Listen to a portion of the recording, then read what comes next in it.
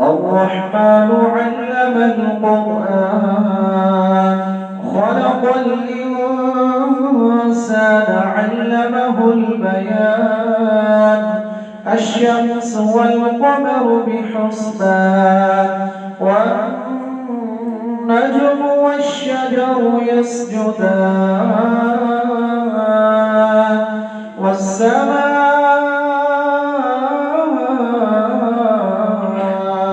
رفعها ووضع الميزان ألا تطغوا في الميزان وأقيموا الوزن بالقسط ولا تخسروا الميزان والأرض وضعها للأنام فيها فاكهة والنخل ذات الأكمام والحب ذو العصف والريحان فبأي آلاء ربكما تكذبان خلق الإنسان من صلصال كالفخار وخلق الجان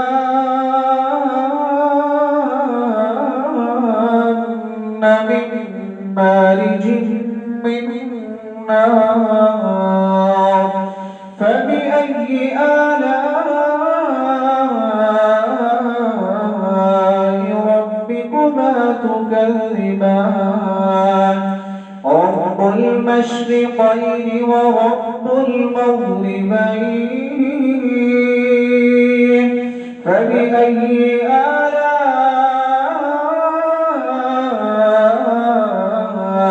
ربكما تكذبان مرج البحرين يلتقيان بينهما برزخ لا يبغيان